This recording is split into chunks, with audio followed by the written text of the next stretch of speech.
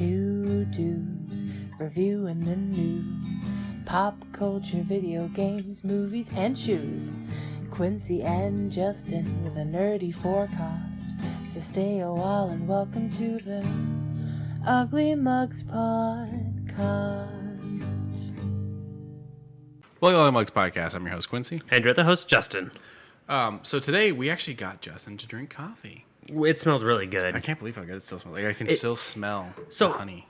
Before we go even further, it's Starbucks, which is kind of interesting. It's honey and Madagascar vanilla. Welcome to Schmucks. Huh? I said welcome to Schmucks. Schmucks. It's a limited edition for, I would assume, the beginning of spring to the end of spring. Can I get that in shot by leaving it out of my mouse range? I sure can. The smell of honey was very strong. And anyone who knows me knows I hate coffee. I'm not a big fan of coffee. I don't like drinking it. His bloodline is weak. He is weak. He will not survive the winter. I will not survive the winter. I'm going to die. If I required to drink coffee or I would die, I'd probably die. That sucks. But I'd be like, cool. But if I had this, I think I would survive. So, you very much get the smell of honey, both in the grounds and in the brew. Oh, yes. I did try it black. It's still too bitter for me to enjoy it black. Okay, I'm getting a little bit of the vanilla now. Well, that might be the creamer. That might be the creamer. That might creamer be might help you bring it out because we are using French vanilla creamer. Yes. It is sweet. It says sweet and velvety. I've never really understood velvety when referring to food and drink. I think it means texture of, but of course you can't get the texture of a liquid. That's always been like if I said, "Oh, that cake is really velvety," you get an idea that it's easy to cut through. It's got that moisture, so on and so forth. But you say it about a drink, you're like, what? Duh.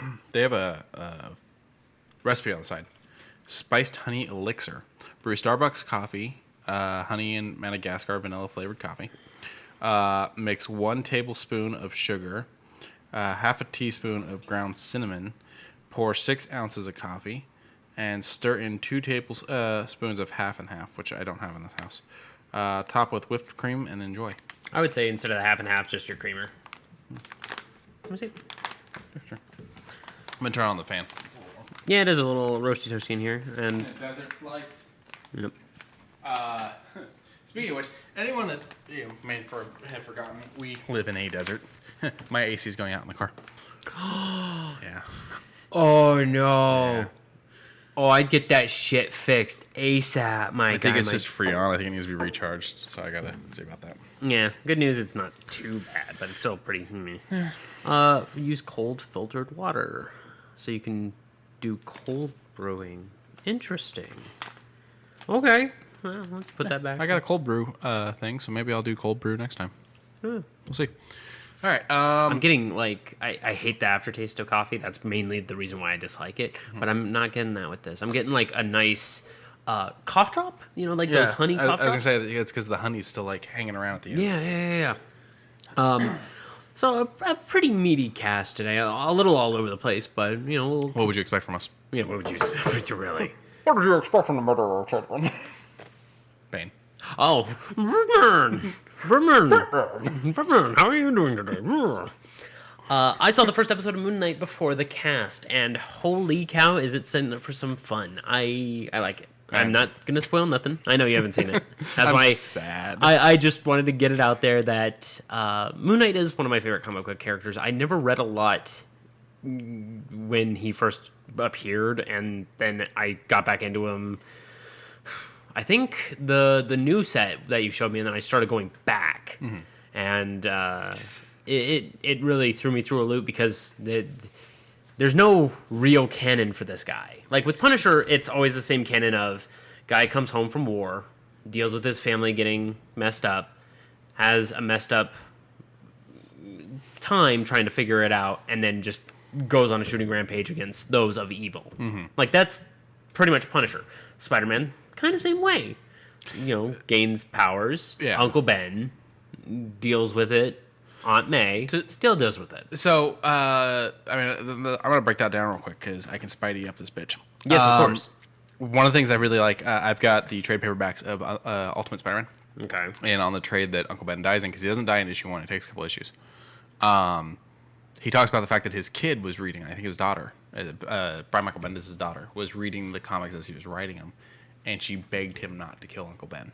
And he's like, you don't understand. I have to. I don't have a choice. Uncle Ben has to die. And it's actually a rule at Marvel. Uncle Ben dies.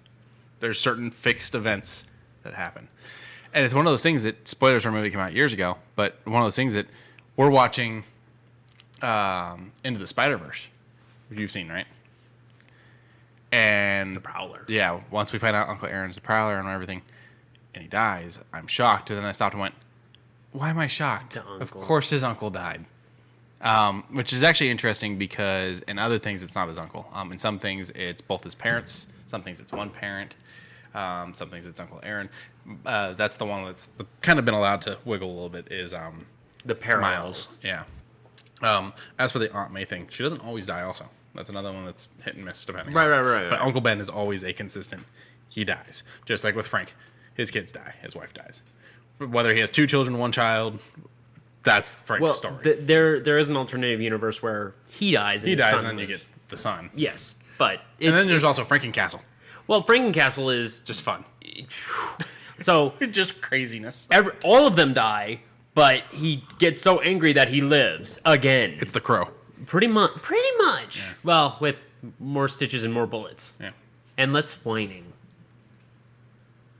I'm sorry, the Crow I found to be a little whiny. To be fair, the author wrote it because his pregnant fiance died in a car crash from a drunk driver. Okay. It was a therapy thing. Okay. Well, okay. Then the writing in the movie made it that way. Yeah, but that's very much the writing of the comic. Okay. I apologize. It is the I'll character. retreat. I'm not saying you have to apologize. I'm just explaining where it's coming from so that you understand. Right. Now that I understand, I will apologize. I'm being a little overly judgmental over It's one of those things they talked about on... because I didn't know. Yeah. They talked about on another podcast. Some of the guys from Jay and Silent Bob's Secret Stash did a comic book podcast for a while. And one of them talked about meeting the writer and mentioned that he was kind of melancholy. And they're like, more so than usual? And he's like, well, it's the first time I've ever met him. Everyone says that even to this day, he's one of those guys that you meet him and he's happy that you enjoyed his stuff, but he is still just Stoic. because, I mean, he's been through some shit. Yeah. Yeah. Some people just hit that brick wall and don't really see a point of getting back up. But at the same time, they're comfy down there. Yeah. Like, they're not wanting to be picked up. They're not wanting to, hey, do you want a pillow? They're happy. I'm not going to be mad at that. Well, and Moon Knight delves into a different mental Oh, thing. yeah. I don't want to say diagnosed, misappropriated what he has. I said schizophrenia. It's not schizophrenia. It's multiple personality disorder. Mm-hmm. And Socks and I were having the discussion, and I don't want to say she got confused, but she was a little rough on trying to figure out how he worked, because it's not apparent straight away in episode 1. Mm-hmm. It's kind of cool that episode 1 hits all the... So everything that you've seen in the trailer is pretty much episode 1. So Nice. you are going to be pretty freaking fresh for episode 2. And I'm excited. I am beyond excited for the next couple episodes. And we're only getting 6. That kind of bums me out that we're only getting 6 of this. But Yeah. I told you my predictions for episode 5 or 6. Somewhere down the line. The name of this podcast, when he's going down a flight of stairs, I know you're here, Dracula, you big nerd. Where's my money? I want him to say it. Even as a joke, even as a prank, I want that meme. You know what? You know how I think they could handle it, and if they didn't handle it this way, I won't be mad if they don't do the meme because it's a fucking meme. Yes. But the way they could have handled it, if they don't handle it, in one of the newer trailers, we actually see him communicating with himself in like a reflection, in like an elevator. I would have had the scared side. I don't know if that's Mark or if that's... I don't know which side of him that is. Steven? Is it Steven that's the scared one and confused one? Yes. Okay. So have Steven be like, what are you going to tell me next? That Dracula owes us money? Like, that's how they could have handled it. I will take that. I will take that. So, if I can get that later on, yes. I could be wrong. I'm not a therapist, but the last time I had read anything on it, from what I understood, multiple personality disorder has never been able to be proven. Because how do you prove they're not lying? Right. Which is an interesting thing. Like, I think it's borderline split where they have to have different physical apparatus. Like, one that can triple joint their fingers, but the other one's just can't do that. Split and glass. Yes. Where one can do the triple joint things with their fingers, but the other one's like, I don't know what you're talking about. Yeah. But again, how do you know they're not lying about? It's one of those interesting things. Right. Do like I don't know, an extensive test of what do they call it, lie detector, and see if maybe. But if you believe your own lie, you can get past this. It's a weird thing. It's a weird thing. Now, you were talking about him not really having set things like Frank and Spidey and so on. Mm-hmm. What I had decided to do leading up to the show is go back and read some of the early stuff. So currently I'm reading Werewolf by Night. Which is his introduction, yes? He shows up around, I think, issue 32, somewhere around there. Okay. We have a upcoming news thing on here that is in the gaming section that I think will make that jump if we could. Do you know which one is Game Pass? Yeah. Nope. Yep. Well, technically. There you go. There you go. So, Game Pass dropped their new perks. Okay, so we're kind of jumping ahead a little, but that's fine. Well, it connects to Moon Knight. That's why I'm talking this. Oh! Oh? Kind of. So, Game Pass is offering, and I think it's for first-time customers only, which luckily for me, I am. You go to the actual perk section of Game Pass. So currently they're doing Paramount Plus, which will actually connect to a different news story. They're doing 3 months free of Marvel Unlimited. Wow. Which is the Marvel answer to Comixology. Despite them working out a deal with Comixology and you're able to do comics there too, 3 months of Marvel Unlimited for free if you are a member of Game Pass, which is over 29,000 digital comics. So that's how I'm currently reading Werewolf by Night leading up to Moon Knight. They have a shit ton of Moon Knight, but also Marvel Unlimited does exclusive comics. Hey, Socks. That are made for digital platforms. Something DC did as well. They started it with Batman Beyond, actually. Oh, I like Batman Beyond. It's one of my favorites. So Marvel's doing it with Black Panther and a few others. So there's an exclusive Marvel's Unlimited Black Panther comic there. Okay. Yeah, so anyone that wants to go read some Moon Knight, if you're curious about all the shit we talk, there's a bunch of Moon Knight on there. And if you have Game Pass, you're getting 3 months of this. Mm-hmm. And the service actually isn't that expensive anyways. I used to pay for Comixology. I think the only reason I don't have it anymore is I think it changed my debit card number, and so it never renewed. And I just never went back. And yeah, you were just like, eh. Yeah. It's a bill you didn't want to pay at that time. Oh, you all right? Yep. Went down the wrong pipe? Yep. But I caught it. It's hot. It's hot. It's not hot anymore, but it's I caught it. Very hot. Spicy water. Why is it spicy? Why is the water spicy? But speaking of Game Pass, there's a game I'm going to mention in about 2 seconds that I've been playing. But let's hop back over to Moon Knight real quick. I mean, not no, that's a spoiler. Nope, can't do it. Sorry. Never mind. It's a good first episode. Good lean in, and hopefully it'll open up some things, including the name of the podcast this episode. I will be watching it tonight. I no longer have a Wednesday show because they're mid-season break on Resident Alien anyways. So and I have a new Wednesday show. There you go. Up until, well, I mean, for the next 12 Wednesdays, you'll have something then. Because Miss Marvel starts up afterwards. How soon afterwards? Immediately. Really? Yes. The dates are working that way? I believe so. Let me check real quick. You'll probably get to it before I do. No, never mind. Never mind. It's a little. I thought it was June 8th. Yeah. Okay, it's a little further. So Isn't there? Kenobi's in May. Okay, that I don't know if that's gonna be Wednesdays. So let's see, 1, 2, 3, 4. No, that's Monday. 5, 6. So yeah, it looks like this will be ending in the beginning of May. And then Kenobi. April. On Mondays, you said? Yeah, Kenobi's gonna be Monday. But that's the end of the month, so. Oh no, May. I'm sorry, I thought it was April. May. Yeah, May 5th. Yeah. So that's Wednesdays. Oh. But the thing is, you'll go 2 weeks without a show. Okay. The 11th and the 18th, you won't have a show. And then Miss Marvel starts June 8th, which is June 8th. Guess what? So that's interesting. So either Kenobi's really short, or it'll cross, or there'll be 2 shows coming out on Wednesdays. For a little bit. Oh, interesting. And then I thought it sometime was, this year we have She-Hulk. I, honest to God, thought it was going to be end of one, like it did with WandaVision and Loki. Oh, my bad. I think they're going to get there as they're able to make more stuff. I think that's kind of the pattern that they're going to aim for. Mm-hmm. It's just, I think with everything with their projections getting Kind of pushed muddled. off because of the virus and whatnot. Gotcha. So back over to the Game Pass thing. Boop.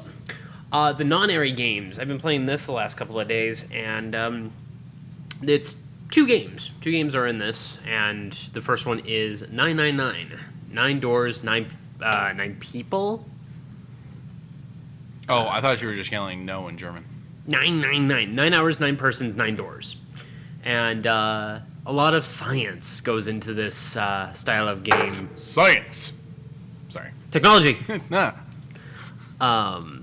It starts off really good. It starts off very quick, very zany. This gentleman here wakes up in the D deck of a ship, bangs his head on the top of a top bunk, and rolls out to realize that he's on a boat, and the door is locked. It's an escape room, so you have to solve a puzzle, find the right key, get out. Mm-hmm. And I'm like, okay, I can get used to this kind of logic throughout this entire thing. And then it begins teaching you about things like ice that melts at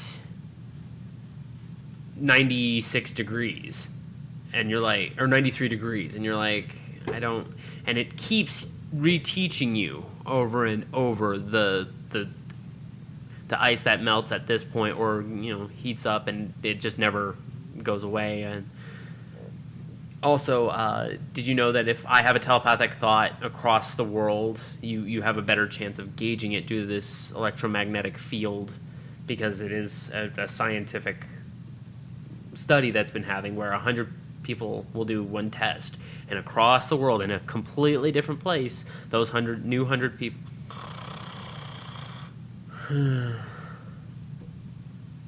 Okay. And then you get to the gameplay portions where it's kind of conniving, because you have one person who's kind of going out of their way to kind of not necessarily sabotage, but out for their own gain.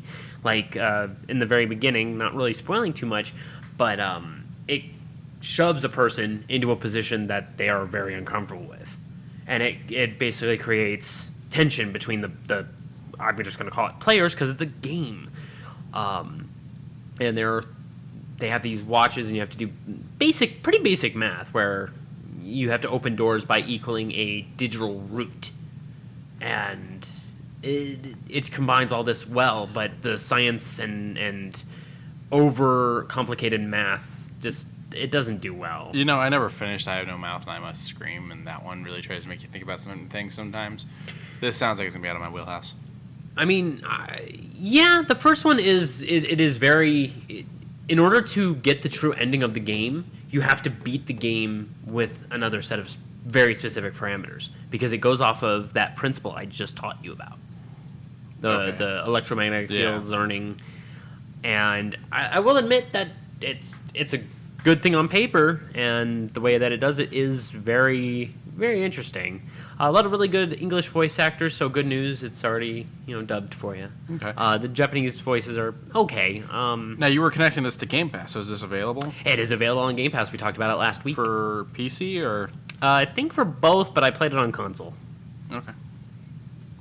And I'm going to start up on the second one. The second one seems like it's a little more complicated as far as, because they have the same watches, but they have an interesting pattern between them, and I haven't gotten too far into it, but a lot of same tier of voice actors. You got Travis Willingham, Laura Bailey, Liam O'Brien, the Critical Role crew. I saw a post that was talking about getting actors in to do voice acting, and how it's a nice change, because we've had the same 10 voice actors in video games for so long. Yeah. And I'm like, but Troy Baker does like 60 voices, and I can't tell them apart. Yeah, so I love him. He is one of the few. He is one of the few. The other one that does a few is Travis Willingham at times, because there are times where I'll be like, that was Travis, because he's got that nice southern drawl if you wanted to pull it out, but I couldn't tell, because the one time I played Red Dead Redemption 2, I couldn't tell he was one of the characters. I had no idea. Who was he in it? Okay.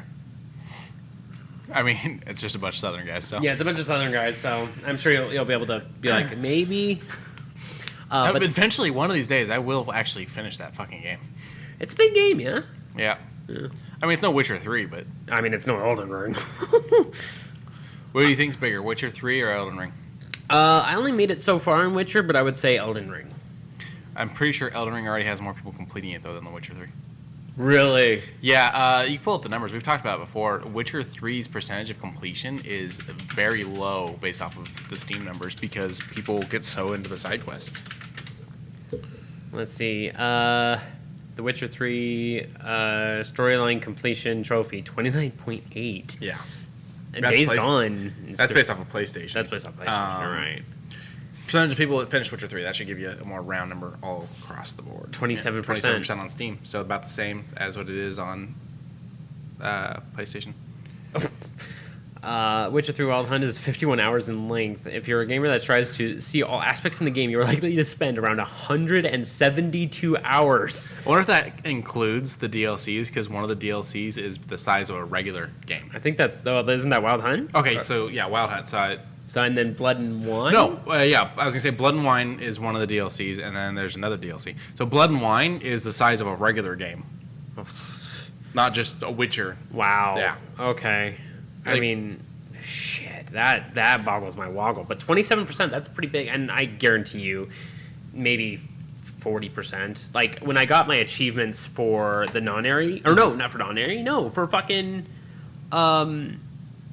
for Elden Ring, it was 9-10% across the board, but the game was still relatively fresh. 9-10% in the first week of the game. Yeah, well, First 2 weeks of the game, 3 weeks of the game, whatever. I've caught up. Like I've caught up since then. I would say maybe. What's the percentage? I'm curious. Okay. Elden Ring completion rate. No, that's Godric. That's Godric.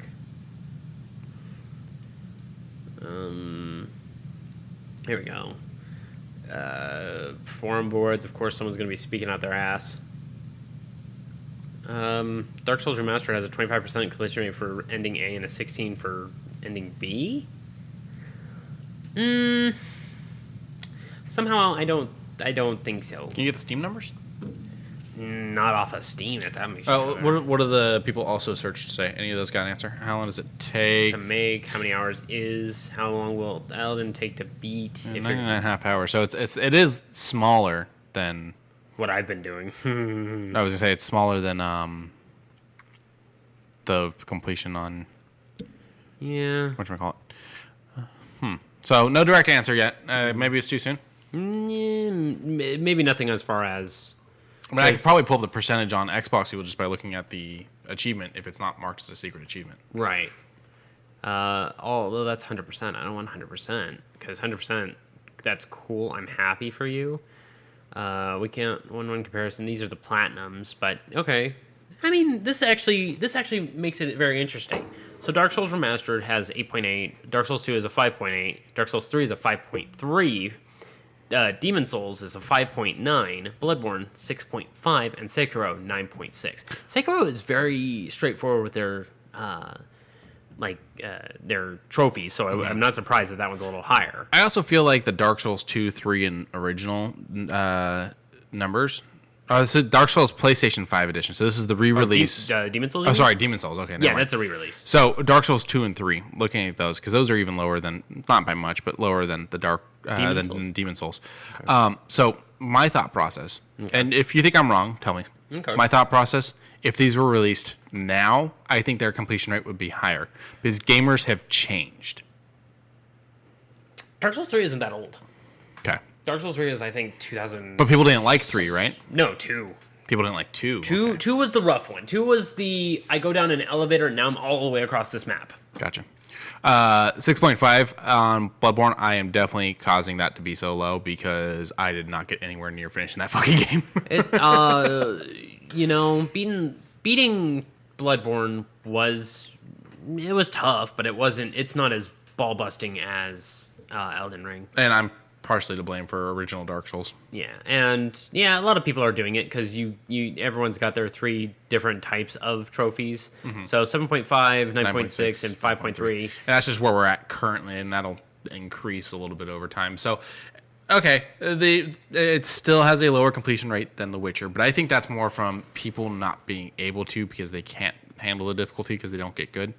Versus the people that are getting sidetracked. Right. I think there is a large portion of it that is people getting sidetracked. It pays you to literally go and collect all these different things because you go and beat one of these little dungeons, you get yourself a little charm that you get to go turn in and get upgrade material.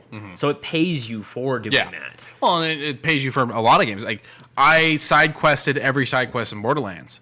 Yeah, I did At the first Borderlands. Yeah. So that by the time I got to the final Pandora's Box boss, you ripped it.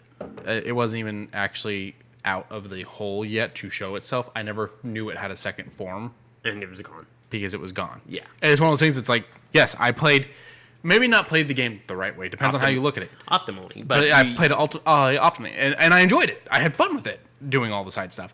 And it paid off in the end because I went in and I showed that boss, I'm the real boss here, motherfucker. Yes. And I really wish it was still the days of, I wish that had been the days of being able to record your Xbox. Because you couldn't do that yet unless you're doing like an Elgato and things like that. You couldn't just be like Xbox record or, press the button and whatnot. And so I'm happy for that feature, by the way. I love that feature so much. Yeah. They even have it on the fucking Switch. I did it the other day on Switch. They have a little thing that you can sit there and hold or press. And yeah, it compresses everything, which makes it super small for just in case you only have the internal memory. Yeah, I currently only have. I was thinking about buying one of the upgrade cards. I just got to figure out how big it can go. But heading back over to the numbers, for the Platinum Trophy, which is kind of surprising, 3.7 for its less than a month release. That's a big deal. That's a lot for a month. That is a lot for a month, and I mean, people really love this game. As I've said before, when I was 90 hours in, if this game does not get Game of the Year, I think that there better be a strong contender pushing it away. Because this thing it's fun, it's great, it's frustrating, but it's something that I'm going to keep coming back to. A few of my friends are going into New Game Plus because they want to try another build, they want to do something else. I might do New Game Plus. I'm excited to hear about the DLC if they happen to want to do that. If they don't do that, they are sitting on it. I really like that they are doing a New Game Plus. Yeah. I feel like not enough games do New Game Plus. Oh, yeah. New Game Plus is a very enjoyable, very big thing, in my opinion. The amount of games I have New Game Plus is pretty up there. Really? Yeah, like there's games I finish and I never touch again. But there's games that offer New Game Plus, and it's like, yeah, I'm not getting anything extra. But I get to go through it and beat the shit out of people. as a badass. Yeah. This one does not make you feel that way. That's fine. Yeah, 10% extra health to the enemies and 10% extra damage dealt to you. But are you starting with your equipment? Yeah, you start with all your equipment. The only thing you don't start with is your Grand Runes. Okay. I mean, early on, I feel like there are certain things that you would be able to take on that previously you would have passed and come back to. Yes. Oh, yes. So it will feel like a different play. The very first boss you run into is literally just outside of the tutorial area called the Tree Sentinel. He ain't fun. He teaches you that the two words that have been echoing in the memes are pretty much. Get good. I don't know if the mic's gonna pick that up. Wait, stop real quick. Get good. Kind of. Yeah, kind of. A little bit. But I wanted you to talk about this because I couldn't remember it exactly. The other writer that's not Martin on this game. What is his name? Miyazaki. Talked about working with Martin. Yeah, and said that was like talking with an old friend. And then George R. R. Martin also said that he liked working on games and might want to help with others. And I'm down for that. With Elden Ring, you can tell who wrote what. And not in a bad way. No. Because, of course, you have... Floppy wieners. Floppy fingers. Okay. Yeah. I wish I was joking. If you ran into that weapon, congratulations. To be fair, one of the first things I ever saw him stream was the scene in Saints Row 3. Oh, yeah. Or is it 2? No, it's 3. It's 3. Where he's running around with the dildo sword. It was strongest melee weapon I had at the time. And you looking for a solid like 20 minutes for the character because you didn't know he was at the door right there, and you fucking didn't see it. And I loved it because the great thing is, to be fair, I was drunk. well, the great thing is I went and played it, and I wasn't drunk, and I had already seen your fucking video, and I overlooked the door. Okay. And got a good couple minutes into looking before I went, there's a door, and I had to go back. So being drunk doesn't really affect it much. No, that was one of my drunk nights, and I should probably start those back up. Sugar Rush nights instead. Those will hurt far worse. I don't do hangovers, but sugar crashes I will never recover from. How about health food nights where you just sit there eating celery while playing? Just raw celery. Do I look like a fucking rabbit to you? Why are you wearing that stupid rabbit mask? Why are you wearing that stupid human mask? That's a good Don Darko. Did you know there's a sequel to that? Yeah, that's not great from what I heard. No. I do have issues with the time travel, and maybe we won't get into this. No, God, no. Fuck no. And I agree with you. Back to Elden Ring. So you are enjoying it. It is worth it, in your opinion. I, as a person who went into Dark Souls scared and didn't achieve shit, and as a person who went into Bloodborne angry that I went into Dark Souls the way I did and still didn't achieve shit, I gotta say, Elden Ring for some reason feels more playable to me. I don't know why. I don't know if I've changed. It feels, I will admit, Dark Souls is a little rough. I'm not gonna lie, I'm not gonna sugarcoat it, I'm not gonna paint a different picture. It is rough. It feels rough, it looks rough, it is rough. But it's what, it's early. It's 2007, I think. Yeah.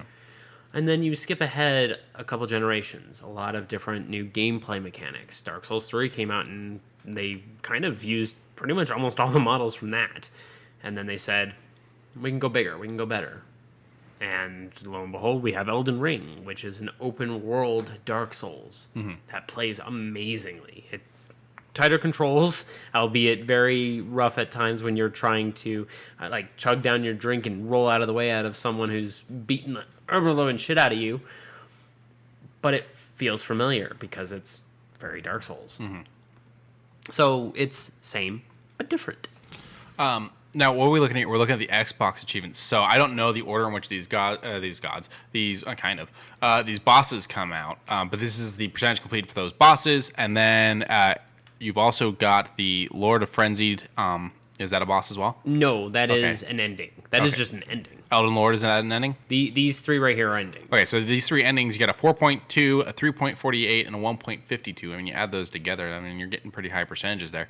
But for all achievements, and to be fair, there's plenty of reasons why this should only be this number at this point, because this game is massive, and it's only been out for so long. So Elden Ring, all achievements on Xbox is sitting at a 0.63%. Not a 6.3, no, 0.63. I'm going to ingrain that. Like that is less than 1%, but I'm, I can see it, I can feel it. Millennia is not a fun fight, but I beat her. How many games do you think, they don't have a name for it on Xbox, we'll use the PlayStation term. How many games do you think you've platinumed? Total 10. Like I'm not an achievement hunter by any way, shape, or form. I've done Skyrim twice, and both times I ended on the Thieves Guild because I just don't like the Thieves Guild. I never liked the Thieves Guild. All good? Yeah. All right. So remember, I think it was a couple weeks ago we talked about. Thank you, IGN. Yes, thank you, IGN. That we talked about Epic Games donating money for every time you were to buy V-Bucks through Fortnite. Well, right now, Fortnite has hit $100 million for the Help Ukraine Fund. That's fucking astronomical. And holy shit, thank you to anyone who has heard our voice and did that. That's a lot of Fortnite players. Y'all disgust me. No. I mean, yeah, right. I mean, I'm happy about this. The other thing to kind of be happy about is their game mode has kind of brought back a lot of players. The player base shot up when it was announced, which was no building. You can't build. And I looked at the player base, and it did a little bit of a jump. Not too drastic, but it's still noticeable. An increase is an increase. Yeah, oh yeah. And that increase, brought in revenue, which donated to the humanitarian relief, and that's everybody gets golf claps. So I was playing Marvel Ultimate Alliance 3, It's kind of off subject, but my brain went there because you were talking about an increase in player base, and that's what made me think about this. Fair enough. And it made me miss 1 and 2, which I have, but to play them, I had to boot up the 360 because they're not backwards compatible. Okay. Because of the whole Activision Marvel rights thing. Okay. Now Xbox is kind of going to own Activision wherever we're at with that. And there is a great catalog of Marvel games from Activision. Activision. I mean, you've Spider-Man got 2. Yeah, you got the Spider-Man games. You've got the first 2 Marvel Ultimate Alliances. You've got the Deadpool game. You've got the X-Men Legends games. These absolutely phenomenal older games. And I'm wondering, especially with Disney being more open to work with people on the gaming thing now, do you think there would be enough player base for Xbox or Microsoft to decide it would be worth it to go through and figure out the licensing to make these games available again? They don't have to do anything really because most of them have already been made into digital format by Activision. Right. It's just the licensing. I don't see why not. I mean, if there's it's the same thing of supply and demand. If there's a big enough outcry, they will probably throw it out. The only question is, number one, of course, getting the licenses and the legal roundabout. But something tells me after they own Activision straight out, they'll probably be like, just fucking do it. What the fuck? Yeah. So I don't see why not. It's a day I dream for. I thought about it because we were talking about how a player base went up during this. So yeah. So how many days does it take? There's a breakdown right there. Again, thank you IGN for this. Yes, thank you again. So at the 23rd, 7 days ago, they hit 50. On the 28th, they hit 70, and then today, Yesterday, 30th. As of March 29th. Oh, thank you. Mm-hmm. So yeah, 25th, and I don't know what the other one's date is. Oh. No, it says April. After 3 days. Okay, so yeah. 50. So okay. So wow. And this is still going until April 3rd. So if you've got some more V-Bucks to want to throw, they've got some really interesting looking skins. The Battle Pass ends off with a pretty nice looking Doctor Strange avatar. What they should do is they should just do a bunch of Ukrainian colored things and sunflower things. They did. Oh my god, give me a gun that shoots sunflower seeds. So when I kill the person, sunflowers sprout up. Oh. You guys can have that Fortnite epic. That's yours. Put these seeds in your pocket. Fucking god, the Russian or Ukrainian curses, man. Yikes. All right, but All right. Quincy kind of dragged me to pull this one up because he knows I like Gundam. He knows I like Gundam a lot. And I was like, I don't want to do that. And then when he said the virtual Gundam metaverse, I was like, that sounds like a mobile game. And he's like, well, no, it's going to be this. It's going to be an encompassing thing that has the games, the anime, and the music. And I was like, eh. And then he showed me this logo, and I was just like, fine, I'll do it. And I brought it up. So, Bandai Namco has announced that they're a really good company. They're a really good company. They're a really good company. And that they're going to make a very boring logo. Really? Did you not see the logo? I thought we covered this like a month ago. Oh, their logo. Yes. Yeah. I thought you were talking about this. I'm like, this looks kind of cool. So they're developing this. This is not ready yet, but the Gundam Metaverse that will take place across a wide variety of formats, including video games, anime, and even Gunpla, which I don't know what that is. Gunpla is figures. The building figures. Oh, the model kits. Okay. Yes. So they're talking about this platform kind of encompassing all of it, and I like this concept. They're saying there will be categories including music, as we said, the models, the anime, and the video games, and they're saying more. I don't know what the more would be. Manga, maybe? Probably the Gunpla itself. Well, no, they've got a section for that already. Oh, okay. Then, I mean, I don't know. If it's already those, if the and more is probably just going to be future things, I don't know. I have no clue. They said that they're hoping third-party companies will partake in its vision for Gundam where character rights are preserved while allowing for future content within the IP's metaverse to be co-created with fans. Okay. That's an interesting statement. I don't know what that's going to do for the Gundam metaverse, quote-unquote, considering if Marvel decides Spider-Man gets a fucking mech suit. He has a mech suit. Another one. One that is Gundam branded. Tony would totally do it. Oh yeah. Oh god, yeah. But it's just I'm now even more interested. I'm confused, but I'm interested. It says that they plan to achieve much of this via a model that will allow fans to interact and engage in transactions, which will with others directly as users do on things like eBay. Okay. Also, for anyone who wants to listen to a good Gundam soundtrack, Endless Waltz. Go look up that soundtrack. It's really good, really calming. Good action fighting scenes. They also included some other stuff in this conference where they talked about this, that they're going to do Mobile Suit Gundam Witch of Mercury, which will begin broadcasting October 2022. What's it called? Witch of Mercury. Mobile Suit Gundam Witch of Mercury. Excuse me, sorry. The show will air Sundays at 5 p.m. on NBC and TBS, 28 stations in Japan. But simulcast is planned on other territories. That looks good. I didn't hear about this. Also, a prequel called simply Prologue is planned for release this summer. Here's the poster. Don't. That Gundam looks really thin in a good way. Okay. All right, Bandai. You got me now. I might be watching this. So, like, what I kind of like is I do like this concept of let's stop fighting to find where everything's at. Let's just make everything in one fucking place. Yeah. I do like that.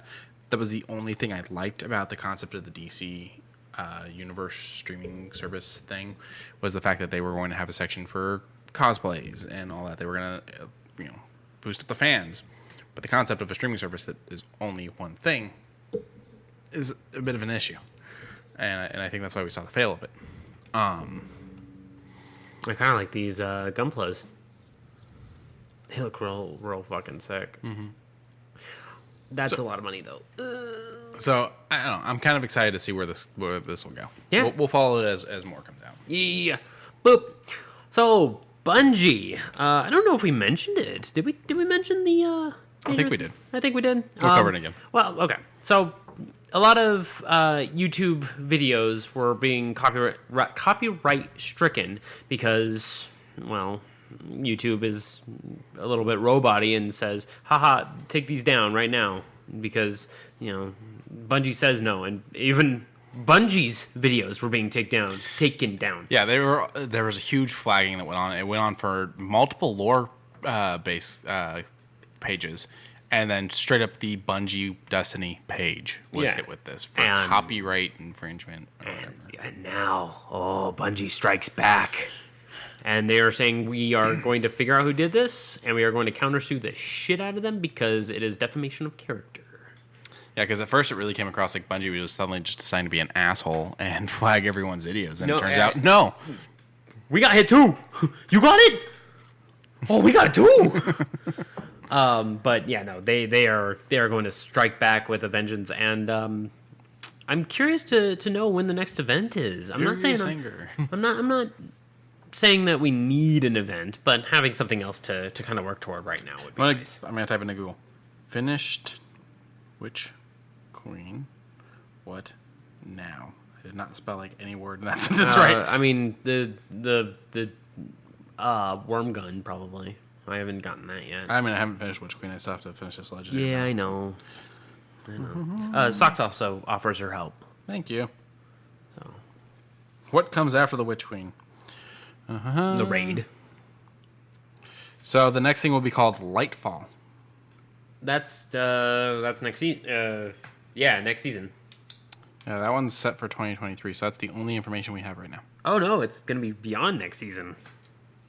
Interesting. We'll figure. That's the only information we have right now for future Destiny. I just want something fun to do. Like, not fun. Not to say that Witch Queen isn't fun, but I mean like 30th anniversary fun. Something random. Something to do that's kind of goofy. Yes. And something to do that isn't playing the same 5 strikes on repeat for gear that I don't give a shit about. Fair enough. I want the Siva virus to come back. Like, that was a fun little achievement style thing to get. But Bungie will strike back, yes. So, thank you, IGN, for this image. Yeah, I know you have, Sean. I just haven't been on. Yeah. So, we have here the 3 tiers of how PlayStation works and Xbox works. Kind of. Nintendo Online works. Because PlayStation has something called Spartacus. Which is a working title, not the official name. Correct. But I hope it's a better name, because that sucks. It does suck. And I've seen a few posts on Twitter defending the shit out of Spartacus. I'm not defending it. I'm not either, but they're very much Sony fanboys, fangirls, what have you, that are besmirching it, saying Xbox Game Pass has none of these, and it's like, well, of course it doesn't have any of those. Those are Sony exclusive. What do you want us to do with it? And then I'm like, even your Sony exclusives are no longer Sony exclusives. God of War PC now. Horizon Zero Dawn PC now. Yeah, like, but they also have plenty that they still haven't, like the Ratchet and Clanks and stuff like that. Fair enough. Of course, like their staples are gonna stay staples, but I'm just saying, like, don't say that it's gonna stay there forever. So this is the breakdown IGN provided. So it starts with the prices. There are 3 tiers to this, which is $9.99 for the essentials, which I do believe is purely going to be that's purely going to be like the base, just online. Yeah, it's gonna be the online and what you're currently getting. It's basically going to be what you're currently getting from PlayStation Plus. Okay. Then you got the $14.99, which is extra, and I think that's when we start getting into the actual PlayStation Now type of stuff. And then $17.99, which is the premium, and this is where it gets a little weird to me, and I'll break that down in a second. Okay. Versus the Xbox's $9.99 and $14.99, and Nintendo's strictly $3.99. And then you get price per year. Xbox does not offer a yearly plan, while Sony is doing $59.99, $99.99, and $119.99. I'm not going to do the math to figure out how much money you're saving there. Someone else can do it. As where Nintendo does the $19.99 for NSO and the $49.99 for the expansion pack, which is what I did, and which personally I feel was worth it because you get all the classic games on those 4 different sections: Sega, NES, Super NES, and N64. The only company offering a family plan is Nintendo. I'm not going to fucking lie. I'm not at all surprised that PlayStation doesn't offer one. I'm surprised that Xbox still hasn't offered one. I feel like that'll be their next step. Yeah. It's the $39.99 annually, or for the NSO, and $79.99 for the NSO expansion packs for the families. Additional perks, monthly downloadable games. I mean, aren't they already offering that? Oh, wait, they are with their PlayStation Plus games.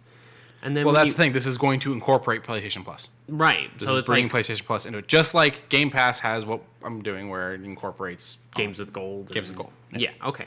But then it leans over and says access to Xbox Live Gold, xCloud, free games, all Ultimate only, and EA Play. That's everything you're getting. Mm-hmm.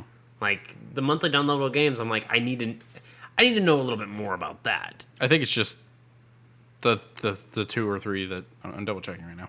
Oh. All new PlayStation Plus launches in June with 700 plus games and more value than ever. I think that's all the titles, though. Well, the next block is what makes me squint at it, and I want to know what. Yeah, 2 monthly downloadable games. It's the free monthly games. Wow. Well, then the next part down is what's making me squint at it and really, really want to focus, because this would actually be the make or break to me getting a PS5.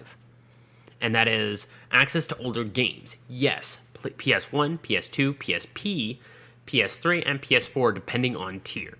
Mm-hmm. And I want to know if it's all the games or the vast majority that they can get the licensing to, just so that way I can be like, this huge-ass library of PlayStation 1 games, I can play whatever of them I want for $17.99 a month. So it is in the extra that you need this for this to be available.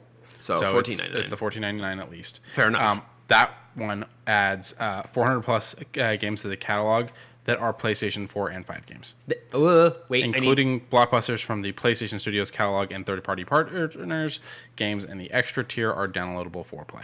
So wait. Let's back it up one step. You said 4 and 5. Where is... Those are in the premium. Okay, the PlayStation 1, 2, PSP, and PS3 games are Yes. on the premium? Okay, that's So- fine. I'll pay that $3 extra, but I want to know how many games are a part of that. 340. 340 games are a part of the PS1, 2, 3, and PSP? Yes. That's not a lot. No. PlayStation 3 games available via cloud streaming. Okay. A catalog of beloved classic games available in both streaming and download options from the original PlayStation, PlayStation 2, and PSP generations. Offers cloud streaming access for the original PlayStation, PlayStation 2, PSP, and PlayStation 4 games offered in the extra and premium tiers in markets where PlayStation Now is currently available. So that's the other thing. If PlayStation Now is not currently available in your market, you don't get all the benefits of this. Wow. Customers can stream games using PlayStation 4 and PlayStation 5 consoles and PC. So they are adding in PC. That's fine and fair, but now I don't want it. Time limited game trials. This is where it gets weird to me.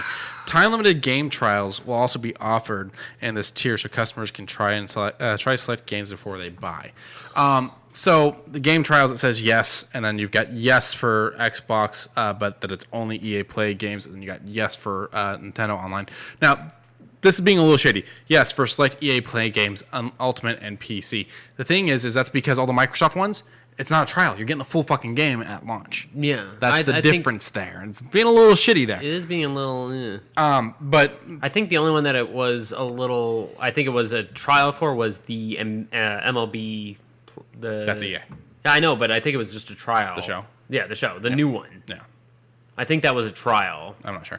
They've done it plenty with EA. There's been plenty of EA ones where it's like you get 10 hours to play the game. Yeah, and then it kind of says, hey, here's a discount because you're with Game Pass. But now here's my whole thing. I don't like the game trial thing on... I don't like it on Xbox. I like it a little bit more on Xbox, I guess, because you got the 10 hours to do as much as where the way it's been described by PlayStation, by Sony, is that it's a demo, an extended demo. So I'm assuming you still hit a wall and it's not time based. And I haven't really experienced it on Nintendo yet.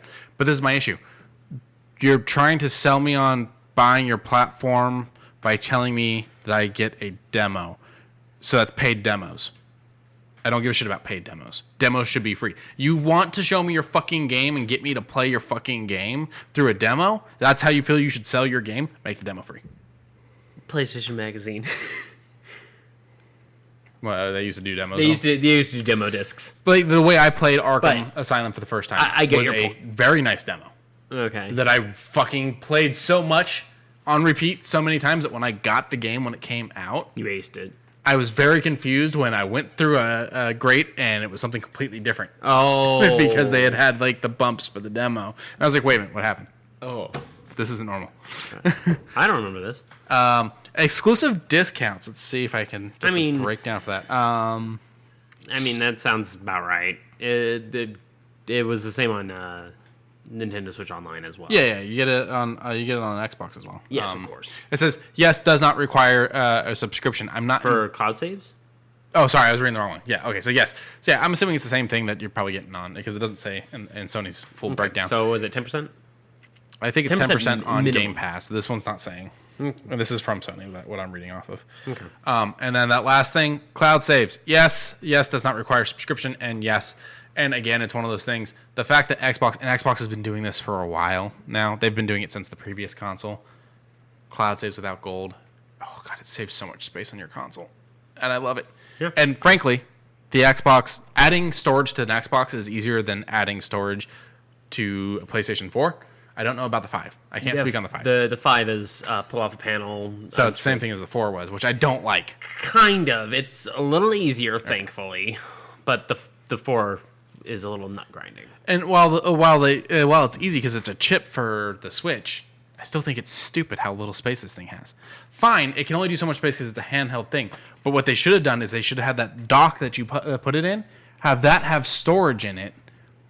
That it's like when you're at home, you have access to more shit. That would be a bright idea. That would be a very bright idea.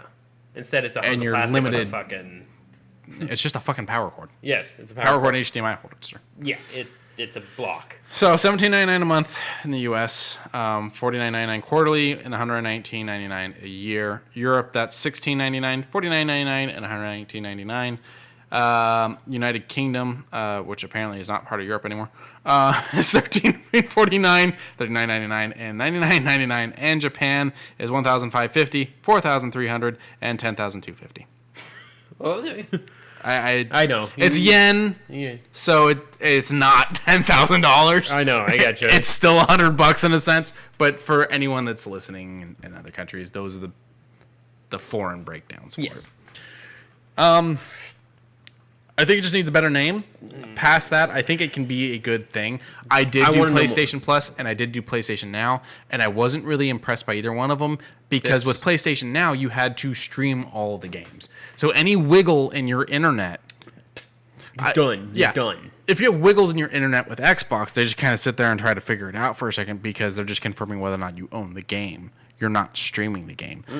But you can now. They added cloud gaming streaming later. That's not how they started. No, of course not. PlayStation started with streaming, and I love the concept because I do it with my Xbox. But every little wiggle, you're playing a PlayStation 3 God of War, and now you just lost everything because that game has save points. Yes. Because it immediately went, nope, you lost your connection. Sucks to be you. Yeah, I get you. So I do like that they added downloading to this. That is a big thing that makes this better than the previous version that they were doing with PlayStation Now. Yeah. So I think this has potential, and I think it can be good. I would like to see more of a reason to get the premium. I guess the big thing is being able to play those classic games, but until we know what those 340-plus games are, you're not selling me on it. No. Especially when most of the PS1 games are getting up-rendered anyways over to PC. So. And the ones I would care about playing again, either A, I own and I still have my PlayStation 2, or B, there's no fucking way they're going to get a re-render. You're not going to get the Activision PlayStation 1 Spider-Man game. It's not going to happen. Unless the stars align at night at a specific point in time when someone says, you know what will make us a lot of money? That. You know how they sit there and say that, the scientists think they've proven that there is an alternate universe? Okay. There is a universe out there? Yeah. If that alternate universe is a universe that they have redone the Spider-Man games, okay. I'm a little bit more into that universe. I'm also into that universe if gas prices are lower. Well, no, gas prices don't exist because all cars are electric. I'm liking this universe more and more, man. Yeah, I know, right? I'm probably 600 pounds in that universe, though. Yeah, I'm probably not that well either. Any more gaming? Let me double check my notes, but I think my last notes are... I'm pretty sure they're movie. Yeah, they're both movie. You're good. Shoe news. So over on sneaker news, thank you as always. They had mentioned up at the very top that the Kobe Bryant estate and Nike to continue their partnership and continue their push for the... Vanessa Bryant, the widow of Kobe. Yes, the Mamba and Mambacita Sports Foundation, MNMSF. All proceeds are going to it, so that's great. That's great. And since we always use sneaker news, I'd like to do a bit of a plug for them real quick. Can you go to their homepage? You got it. And then I think it should just be 2 or 3 down. Oh, wait, no, it's right there. Sneaker Collection Club. We're going to show them a little love because this is where we get a lot of our shoe news. So now they have a club you can join if you're a sneakerhead. I think it's pretty cool stuff. They are doing NFTs, and so I'm going to leave that decision up to you. Yeah, that's fully on whether or not you want to deal with that. We're carbon neutral to them. Like, if they support some things, we're cool with it, but we're not going to talk about them here. That's not our space. So, just wanted to put out there, though, that they do have this club, and they're doing all kinds of... They got membership cards, newsletters, interesting stuff. Yeah, and there are NFTs. The membership card that you're getting is an NFT, and it is numbered. It's specific. Join their Discord. It's the here's and there's of those who are aficionados with sneakers and enjoy it. I might pop into it, take a quick peek at it later on, see what's going on, maybe even get some more exclusive news for nerd shoes. And then we got one more in the sneaker news. Well, not sneaker news, but in the shoe news. In the boot news. So, would you wear Master Chief's shoes? These actually aren't that bad, and they're I not probably that bad. would. No, but would you wear his boots? Probably. Yeah. Well, good news, you probably can for almost $250. Yeah, it's $225. I'm pretty sure it's $225. $225? Thank you to Eurogamer. 117. You're right. And they only made 117 of them. The problem is I look at these shoes and go, oh, these would be great for hiking. But I'm not going to go hiking in $225 shoes. That is one of 117. Yeah, limited edition boots. A chance of buying a pair of boots, you need to sign up at Wolverine to register your interest. And you haven't seen the Halo show yet, but we've both been busy. So I mean, I've watched only the first episode, and I was like, I only saw the first one. You're like, oh, there's only the one, and I was like, oh, that's all I want to watch. So we won't pass a review yet on it, despite him being salty. I'm not salty. It's just it was boring. It's not my cut. To be fair, I also haven't played all the games. Yeah, that's also a fair point. What I did want to add in, Paramount Plus, a free month is available on Game Pass. So the Halo nerds, your Xbox players, I know you are. You probably have Game Pass. Go grab your free month of Paramount Plus, and then you can go watch the show. Sean wants these. You want the shoes? We were actually talking about the new gear that you can buy from Bungie if you completed certain things. So Bungie does this thing where there's clothing and stuff that you can buy from Marketplace based off of your completions in the game. Yeah. And James was trying to get me and Sean to help him with the raid, or not even necessarily trying to get me. He made the joke like, who's gonna be my raid team, because they have like a new rain jacket. Excuse me, sorry. And then me and Sean just started talking about all the cool stuff Bungie's done in the past that's no longer available. This is all the stuff we want. There was that nice lapel pin for doing Vault of Glass. And they have a shit ton of pins right now. You might want to go and check. Merge. I think it's the marketplace. Yeah, we'll just load in. We'll just load in. There it is. Yeah. Okay, cool. Oh my God! There's a baby Elixir. Yeah, I kind of want that. The baby Elixir. Yeah, I kind of want that one. That cookie's fine. But I think a lot of this is just the regular stuff. This is stuff anyone can buy. There's a section that is exclusive to completing things in the game. For instance, there's like a fucking $100 and something, $200 something plastic frickin'. That's the new jacket. Ooh, Vow of Disciple Raid. Yeah. That's the new shirt that they just launched. But there's a Gallarhorn toy. It's like $200 though. Yeah, the fucking Nerf also signed off on it, if I'm not mistaken. Vow of Disciple pen. I would probably get the pen. Yeah.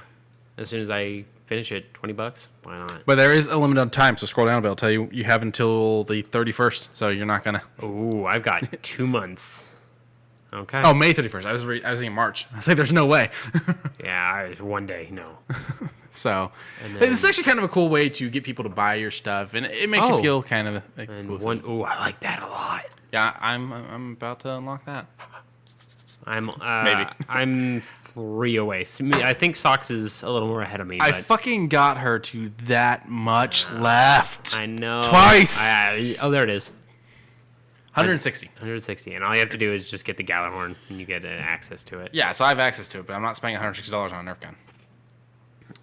Honestly, if I was going to go buy a Gallarhorn, I'd buy the one that McFarlane Toys did a couple years back. For what, 80 was it? I don't remember, but that thing made sound effects and everything. That thing was cool as shit. Yeah, and it no offense to Nerf, but it didn't look like a plastic toy. Yeah, that and it looked legitimized. Yeah, there's a lot of really nice looking pins in here. I follow McFarlane on Twitter, and he was like, we got a new thing, and he kind of looked around, and he sneaked in to play with it and like take photos and videos. And I'm like, dude, you own the company. Yeah, but like, what the fuck? So, but yeah, no, they did some really cool boots and a really nice snow jacket, like a winter jacket, a while back that are no longer available. Wow, a whole bunch of digital soundtracks, sheet music. Oh, that's kind of cool. That's kind of neat. If Lauren was into Destiny, I'd get her that. Yeah, okay, I see you. And for the Destiny players, also make sure you jump in on this because you get Ingrams. Yeah. All their digital stuff. You also get some building supply, crafting supplies as well. Mm-hmm. I kind of like that SteelSeries Destiny Edition bundle. It's a pretty nice set. Good looking mouse. 205. Hold on. 1670. So we're at 130. How much is the mouse? 35. So you save nothing. You save $20. Oh, 20? Oh, you're right. You're right. No, wait. 7 plus 7 is 14 plus 6 is 200 and 205. Okay, right. Yeah, so you saved nothing. Yeah, no, my bad. I added 20 somewhere. I don't know. But yeah, a lot of interesting things, and some more new things. Yeah, these are the regular clothes. I like that. Things you don't have Kate to unlock. 6. And it's got a little spades. Where's the back of it? The back. There you go. It's just the hunter. Yeah. It's not bad. I like it. All right. So when we were talking about all this, I sent James and Sean a message. I was like, "Oh, come on, guys! You know you really want this," and it was the leather vault suit jacket. Oh, the tunnel rats or tunnel. No. It was supposed to look like the vault jumpsuit. Oh, But it was leather. And James's only issue with it was the yellow was gold instead of yellow. And I'm like, how about the fact that it's just fucking ugly? I mean, pull this thing up. It's god awful. It was expensive as shit. Vault Boy leather jacket. I bet you it'll come up. Yep, right there.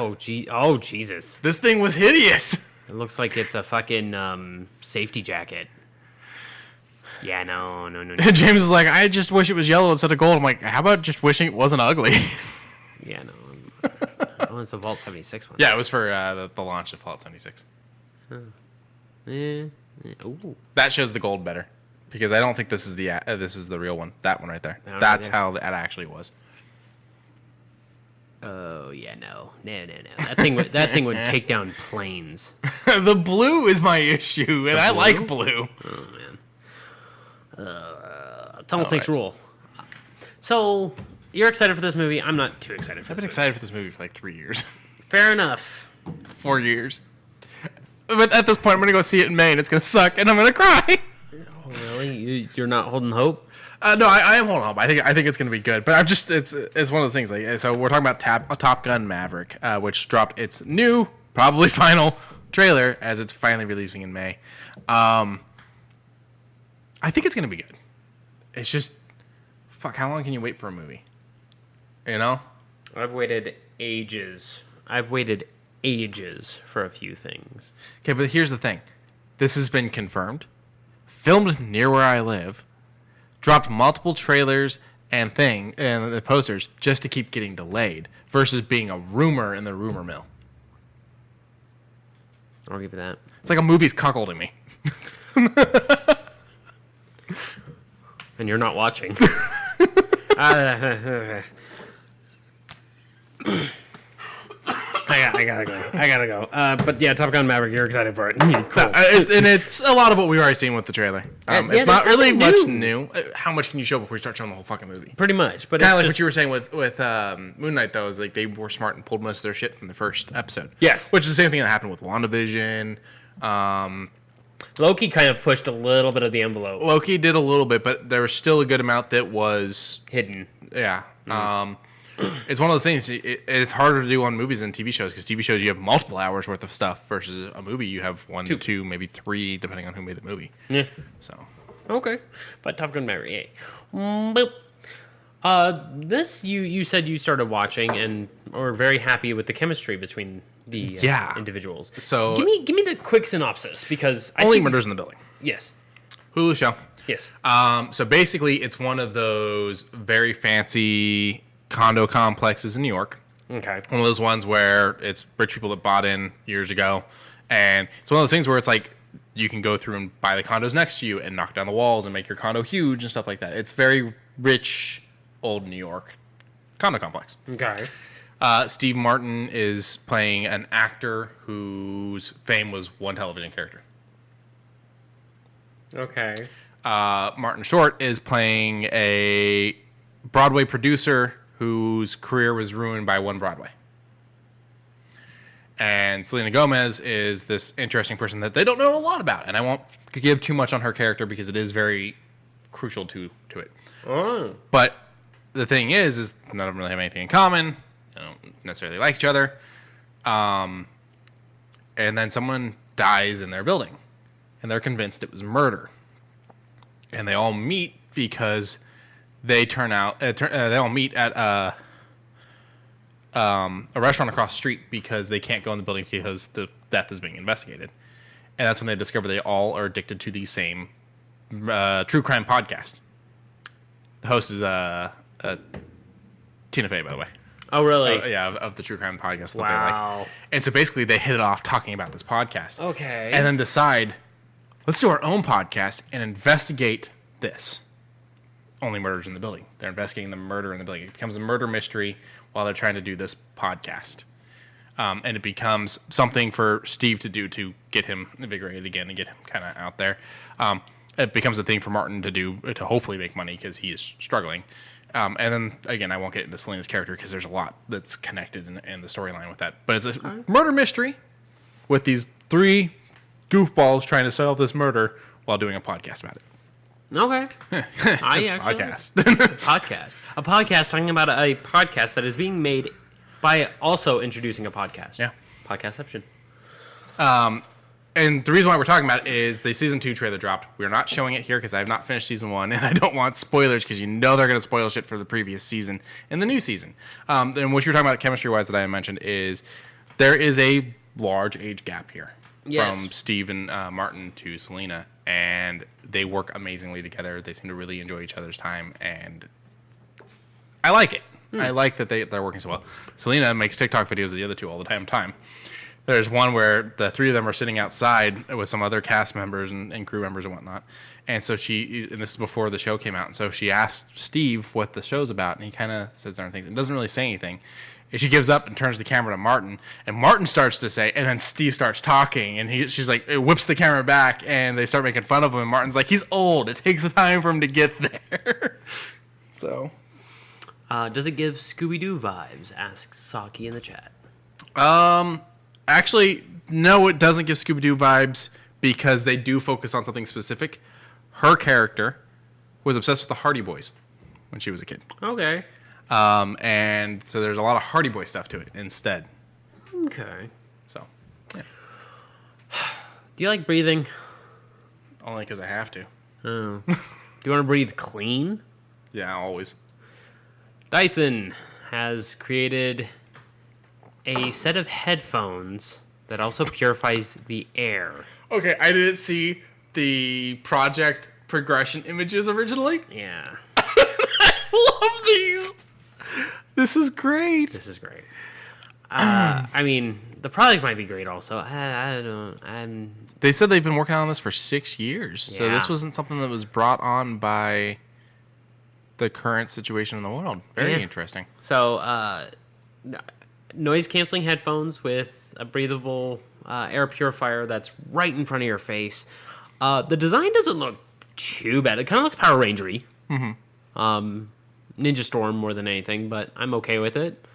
I would like it if it had a little bit of the RGB lighting, but that's just because I'm a dummy like that. Because you a nerd. I'm a fucking nerd. Do we have anything on price? I don't think they're out yet. I don't think... I think it's literally still in its planning phase. It's prototype after prototype. It said literally... Over 500 prototypes. Yeah. It signed up to be the first to hear about more. Okay. So. I mean, Dyson does some interesting shit. It's just... it is very interesting. Their blow dryer is really weird. Their hand dryers are odd. Their fans are weird. And I have their vacuum, and I love their vacuum. I would like one of their fans, the big oval one. Yeah. I like them. They're expensive, though. It is. It was like $350 for like a simple stand-up one that was, I think, 2 feet? The problem is I'm loving the concept of these people that are like Razor's trying to do it, and now they're trying to do it with the mask that's going to filter things for you. And I love this. My problem is that this one is connected to noise-canceling headphones, which means I can use it at the gym and nowhere else. I mean, I could also probably use it while, laying back and listening to something. But then you don't need the air purifier because you're in your house. Oh, yeah, I guess you're right. That's kind of my thing. Like, by connecting these two headphones, it's made it a very niche thing, and it's going to be very expensive. Oh, yes. You can't take this to a concert because you want to hear the music at the concert. Can't take it to a movie because you want to hear the movie. You can't wear it while driving because you need to be able to hear around you. Yes. I mean, you could wear them if you're out for a walk, but again, you kind of want to be aware of your surroundings. Yes. Like, Sony's got new AirPod type of things. Okay. That have a hole in the center to allow you to still hear your surroundings. So kind of defeats the purpose, doesn't it? Yes and no, because like I was just saying, if depending on what you're doing, hearing your surroundings is important. I guess. I don't know. What's that background noise? Oh, sorry. My headset is vacuuming my room. I'm assuming it's going to be very quiet. Yeah. Oh, yeah. Dyson's known for their, like, even quiet vacuum. Yeah, my vacuum's not all that loud. Yeah. I have the old ball one. I don't have the new fancy hang on your wall to fucking charge one. Right. My brother and my mom have that. My brother managed to break his. Oh. I don't know what he did. I mean, I'll grant this is the same guy that gave me his old D-bot Roomba thing because his ex messed it up because she let it vacuum up wet baking soda. And so instead of cleaning it, they bought a new one, and then they cleaned it and just gave it to me. All right. Hello, Mr. Willis. We're going to talk about Bruce Willis. Yeah. Whether you like him or hate him, he's still a pretty good actor. I don't hate him. I hate... The situations he put himself in. Yeah, the way he started becoming and the things he started doing bothered me. Yes. Demi Moore, his ex-wife, but also, or at least ex-partner, I don't know if they actually got married, but also a longtime friend, has revealed that he will be stepping away from acting following aphasia diagnosis. Aphasia is a language disorder that impacts the ability to produce and understand speech. From what I understand, it comes from brain trauma of some sorts. So I don't know what caused it, and it does make me sad to hear. I don't wish anything against this person, even if they have annoyed me with some of the things they've done in recent years. So, did a little bit of conversation, and we asked, other than Die Hard, what is your favorite Bruce Willis movie? You said Sixth Sense. Which is really good. A testament to both his acting and the writing. Yes, because he played that character well. You don't get a feel for what that character is feeling up until the very end, and then you're like, oh, and you're on the journey as the character's on the journey. Yes, you are following him. You are not by his side. You are following him. Yeah. Also, in the realm of Shyamalan and him working together, you have Unbreakable. You have a cameo in Splinter. Split. That's what it was. Yeah. And then you have him in Glass. For me, I decided to go goofy. I love Hudson Hawk. You do love Hudson Hawk. I know it's not every great. chance you have a chance to talk about it, you talk about it. I know. Hudson Hawk's fun. Unbreakable. Sean says Unbreakable. But I mean, also like Moonlighting. The fact that I can't get a hold of Moonlighting except for like $116 fucking buying multiple DVD thing, which I love the show, but I don't want to do that. One word. Let's see if something has it now. Nope, nothing has it now. You can buy the seasons and singles and like twos on Amazon, and it tallies up to like $100 or something. Damn. That's okay. Yep. I don't understand why. I don't know if it's something to do with musical rights, like with the Drew Carey Show, or what. For instance, like the Drew Carey Show, only one season has been made available for purchase because they can't get all the rights, or they won't pay the price to get all the rights to the music that was used in the show to put it on a streaming service because of how much it would cost. The studio doesn't want to do that, and they've gone to Carey because he does have still a limit of control on it, and offered we can just change the songs to something cheaper and release it. And he goes, but those songs were picked for a reason. They're important for the moments and the scenes and whatnot. So it may be something like that. I don't know. But it's one of those things that kind of bums me out. Yep.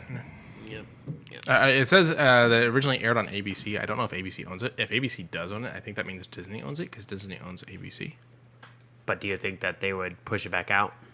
If they can financially, yeah. Like if it's not going to cost too much, yeah, I think they would. Okay. Moonlighting's a great one. Pulp Fiction. Oh, that's right. Yeah. Not for me. Seb's dead, baby. Seb's dead. Trying to think more Bruce Willis movies. I mean, I freaking love all the Die Hards except for the last one, and that wasn't because of him. A lot of people were saying Looper, which I didn't see. I know the premise, but I just never got around to it. Here we go. We're just gonna. Fifth Element. Oh yeah. Multipass. Armageddon was alright. Armageddon was alright. Red was fun. I didn't see the sequel. I didn't. I remember seeing it, but Based I on the don't comic remember. book. Yeah, I don't remember it in total. The Expendables. Yeah, that's one of the ones that he kind of fucked things up on. Tears of the Sun, I heard, was pretty good. From what I understand, your uncle's a huge fan of that one. Really? That's what Lauren was telling me. Really? Death Becomes Her. Yep, that's Lauren's. The morgue. She's gonna be furious. The whole 9 yards and the whole 10 yards, both those are great. The Kid's good. That's another pick of Lauren's. 12 Monkeys. I didn't enjoy it. It's not because of him. I just found the story meh. Sean says Looper was good. Sin City? Sin City. Why is Hudson Hawk this far down this list? The Jackal. That's an interesting one. I do believe he shoots Jack Black in that movie, if I remember correctly. Yeah. He's like a gun maker, and like they end up getting in an argument, and he basically takes out Jack Black. Okay. Cop Out was actually kind of fun. So the original title for that was Couple of Dicks. I would rather have had that one. The studio wouldn't do it. Oh. They did not want that name. Aw. Kevin Smith actually directs this. Okay. It's him and Tracy Morgan. Sean William Scott's in it for a little bit. It was all right. All right. Look Who's Talking's fun. Who is that one? I wasn't a fan of the G.I. Joe movies. I was not Again, either. that wasn't him, though. That's the writing. Yep. And then some B movies. Perfect Stranger. Yeah, that's... Halle Berry and him. Yeah, I think that's one where he starts stalking her. Oh, Jesus Christ. Hold on. Let me look at that. Let me look at this cover For what? for Last Man Standing. Show me the cover. That's really What is it doing? Google. Google. There we go. Sorry, it looked like he was a stick figure from the small image. I don't think I've seen this one. It looks like it would have been very interesting. 96. Yeah. He became an action star because of Die Hard. Before that, he was a comedian. Yes.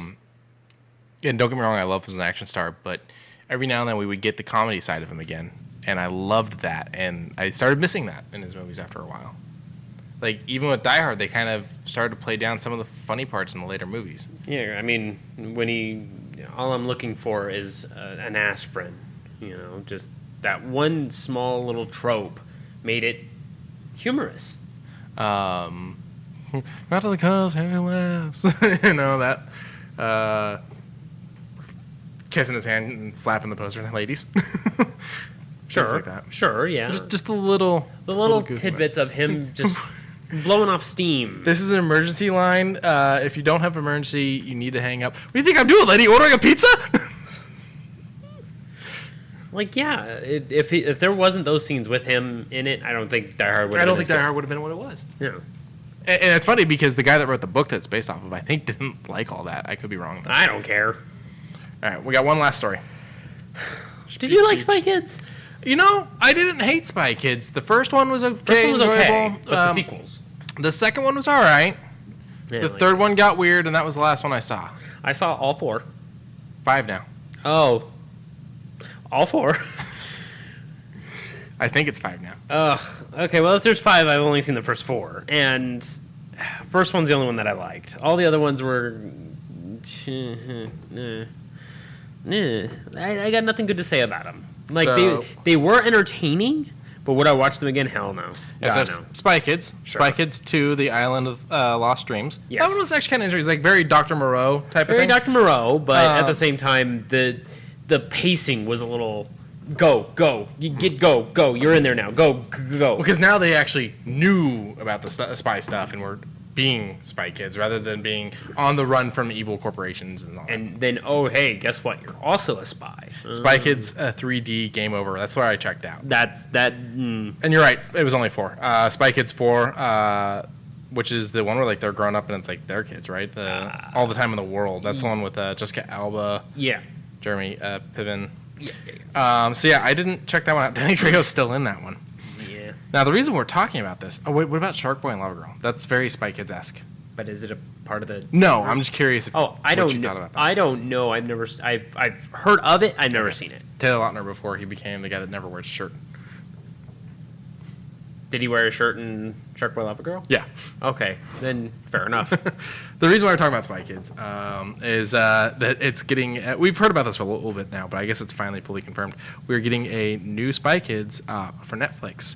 It'll follow a new family, though. Brand new family. It will not be following any of these people anymore, which kind of makes me sad because that means that Danny Trejo may not show up. Although Danny Trejo does a lot of Robert Rodriguez projects. I mean, everyone's got a what is his name in Spy Kids? Uncle again? something. Uncle something. I know, but Begins maybe he'll be an uncle to them as well through marriage. But that makes it the same family. Through marriage, it's fine. Yeah, it's fine. Oh my God, is he seriously? What? Well, I just looked up the first Spy Kids movie, and I'm flipping through the names. It's just Uncle. No. Look.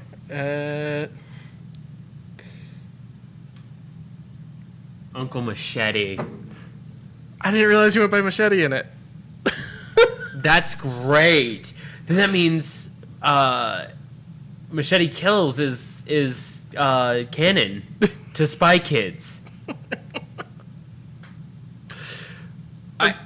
Yeah, he's Machete in the sequel as well, and Machete in the third one. And then in number 4, I think that's when he gets the uncle title as part of the building. Yeah, Uncle Machete in the 4th one.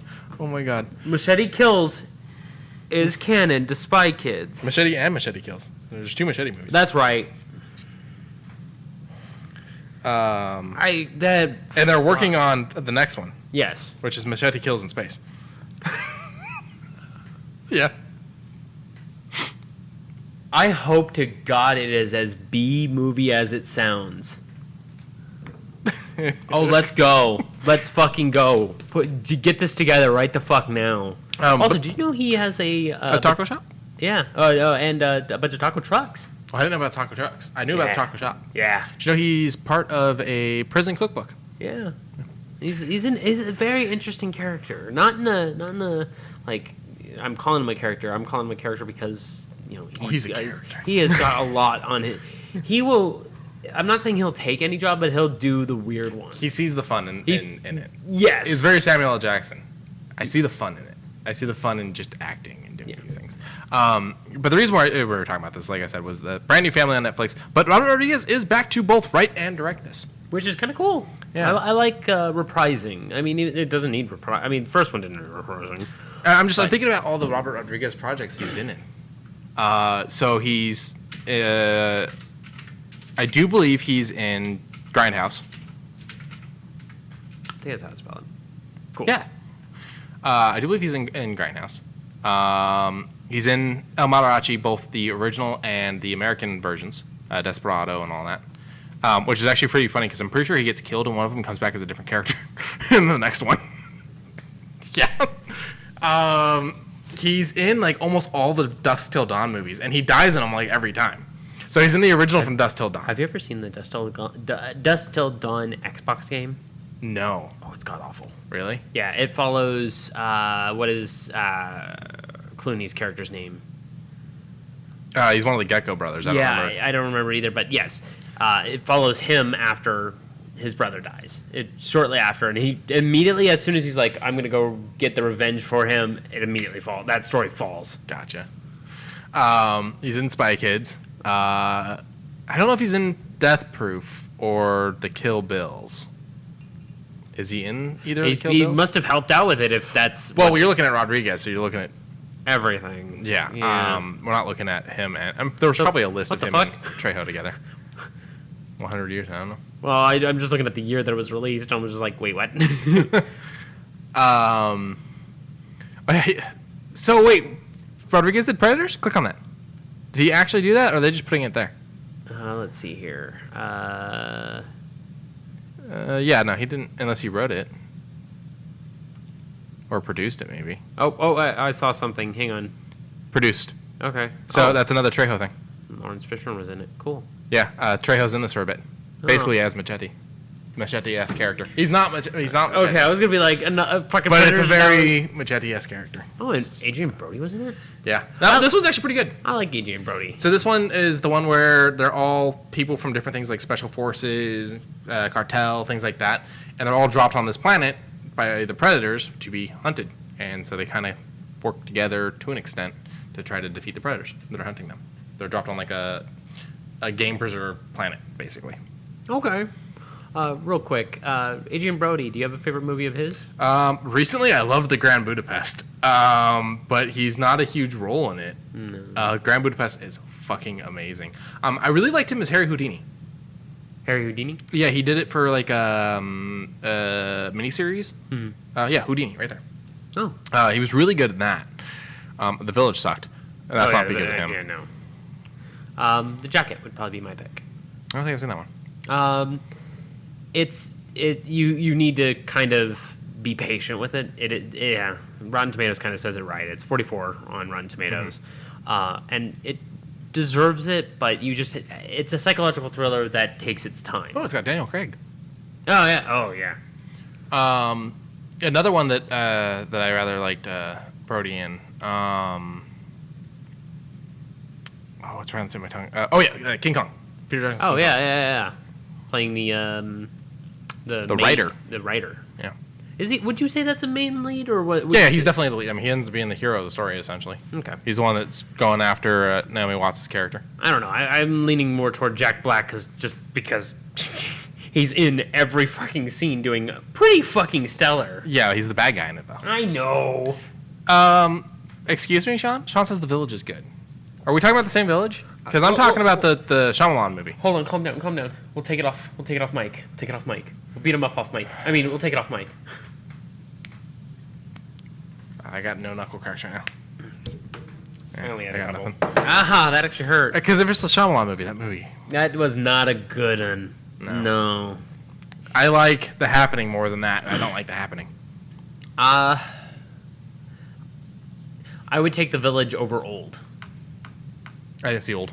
Yeah, don't do it. Don't. The Old, I would give a negative number 2.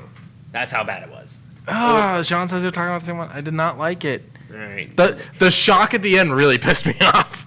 The surprise at the end of The Village pissed me off. I mean, we won't say what it is because that's the whole thing to Shyamalan movies. I don't want to ruin that. I'll tell the one to Signs because I hate Signs that much.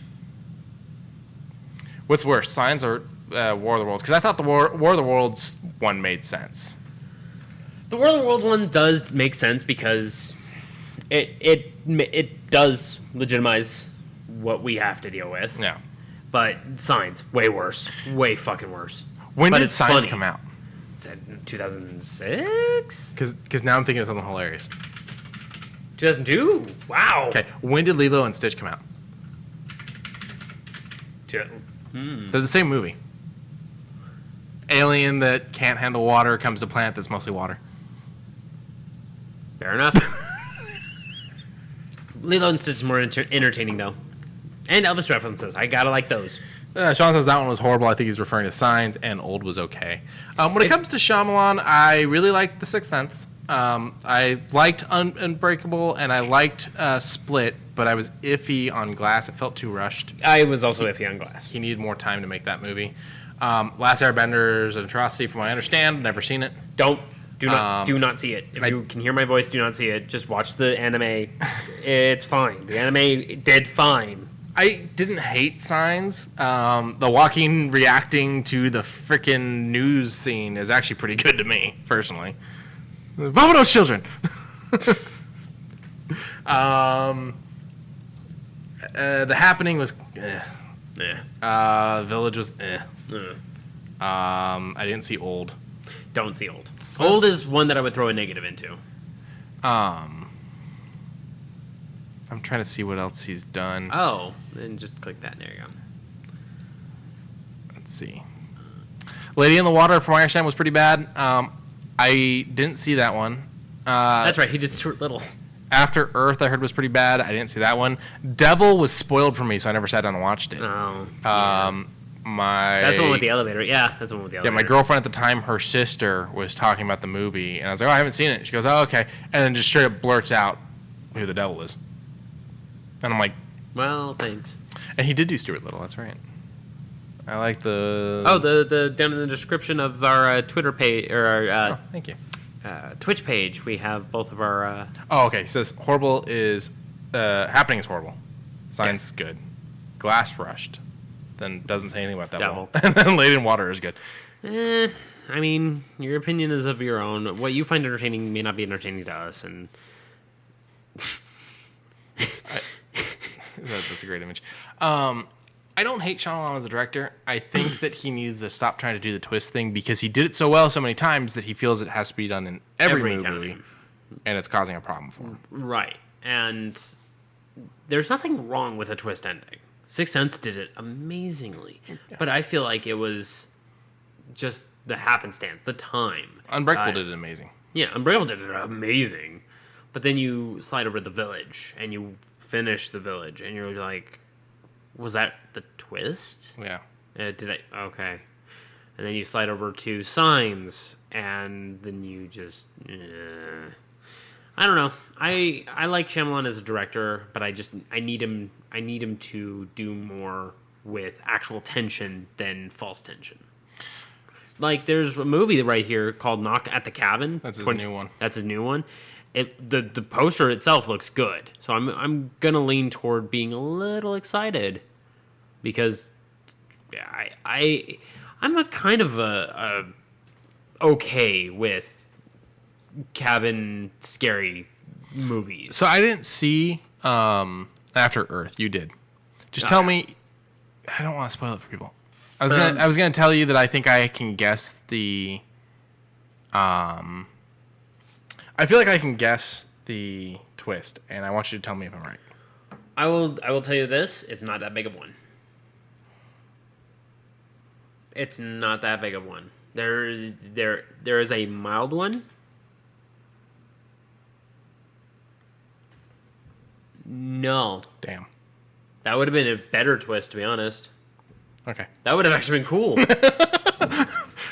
That would have actually been a much better movie. I didn't want to spoil it for people because we've done well at not spoiling the twist in any of these movies. No, we haven't. But Knock in the Cabin, I like this poster. 2/3/23, so just a little under a year away. Might be interesting. I'm willing to give his movies a shot. I'm not because these last ones haven't been what I wanted. I'm not like, oh, fuck him as a director and a writer. I'm always hoping that we're going to have another Unbreakable he's rough. Split or Sixth Sense. Yeah, he's a little rough. You have to. I would do the thing of I'll look at Rotten Tomatoes before I slide over, because if I had done that with Old, I probably would have been a much better off person. I don't trust Rotten Tomatoes people. They're too sensitive. Okay, fine. I'm adding the little stape in there saying only with M. Night Shyamalan's movies. That's it.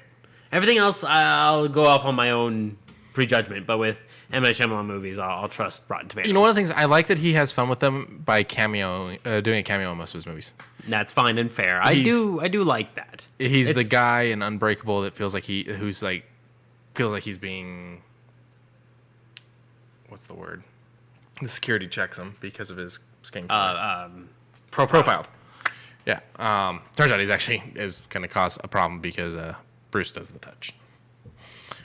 He's the guy that locked one in his closet or in his pantry in Signs. Don't remember who he is in Happening. He probably didn't. He probably was. Wasn't he the one that was out in this the roadside area? I don't remember. I don't either. Off topic, but still a twist. Thoughts on Cabin in the Woods?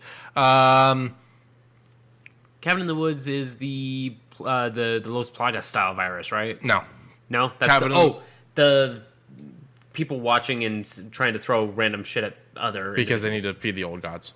Yeah. Okay. Yeah, I remember. Okay, sorry. What's the Cabin Fever? That's what I was thinking of. That's Eli Roth's first one. Yeah, the one that has the fleshing virus. Yeah. Pancakes. Yeah, I remember. Okay. That's it next to Dennis. He bites. Itchy tasty. No, I kind of enjoy Cabin in the Woods. The first half of the movie is trope to be a trope, and that's enjoyable to an extent. That's fine. Then you get to the stupid part for me, which is the bike jump. Okay. I fucking hate that. Lauren laughs her ass off and thinks that's great. I fucking hate that part. I love that camp, though. Yeah. I am a fan of Grindhouse and B movies. Mm-hmm. If the B movie knows it's going in being a B movie, like if you showed me Studio 666, I probably would have been like, okay. It's fun. Yeah, it's fun. It's B movie. It's supposed to be B movie, but it has an movie budget. It's very much supposed to be an 80s B-list horror movie. And I'm cool with that. I would love to have watched it. It does not appeal to me, but I would love it. Pick of Destiny. Pick of Destiny's... It's on its own level, but I would watch it again. But so what I was going to say is then you get the transition over where it breaks the stereotype because it's no longer trying to be the trope at a certain point in Cabin in the Woods. You get the fool not being the fool. Okay. I dismembered him with a trowel. Yeah. That part's great. That actor acts his ass off. I fucking love that. Okay. But and then the final decision of the movie, I'm okay with it. Where the movie falls apart for me is in that they release all the monsters. Mm-hmm. The monsters are wreaking havoc on all the people in this thing. Yes. You're telling me none of them were fools or virgins to where the old gods were still appeased? Because it doesn't need to be specifically people. Those two people. Yeah. They just need to be. Like they're showing like, oh, the Japan one failed. That was also a nice thing. Like they showed that this happens in other countries and that you've got the Japanese culture and showing a little bit of a Japanese horror film in the thing. I don't hate Cabin in the Woods. I know that it's now tainted because of the stuff that's come out about Joss Whedon because he's the director on that and one of the writers. But having seen the movie, where I'm at on it, I don't hate it. I feel like it really starts out being a fun trope. Hits a weird, goofy moment for me. Yes. And then it transforms into the rest of the movie, which I really enjoy. Okay, yeah, I can sidle up beside that one. That one seems like it's a fair thing, but it is a very fun movie. Yeah, and you've also got that fun horror nerd moment of sitting there going, oh, that's that, when you're seeing all the monsters. Yes. And pointing them all out and just... Oh. Yeah, it's a monster overload, and it's a comfortable movie, but is it good? I think it's all right. It's all right. Yeah, it's not bad. Would I watch it again? I think people talk it up too much, and that's a problem. Yeah, I concur. I was asked if I wanted to watch it a couple weeks back from a Discord. They were like, what scary movie should we watch? And they picked that one, and I was like, I'm not going to hop in there and watch that. No, I'm good. No, you guys have fun with that. Now, what was I going to say? You had mentioned... You mentioned the Eli Roth movie. Now I can't think of it. Eli Roth. Cabin Fever. Oh, yes. That's a fun one, and I mean you compared it to Los Platos, and it's not. It's a full blown flesh eating virus that it's not making them into monsters or anything. They're dying. They're dying. They're dying and spreading this disease. Yeah. So the first one is really good. The second one is Eli didn't do it. It's kind of odd.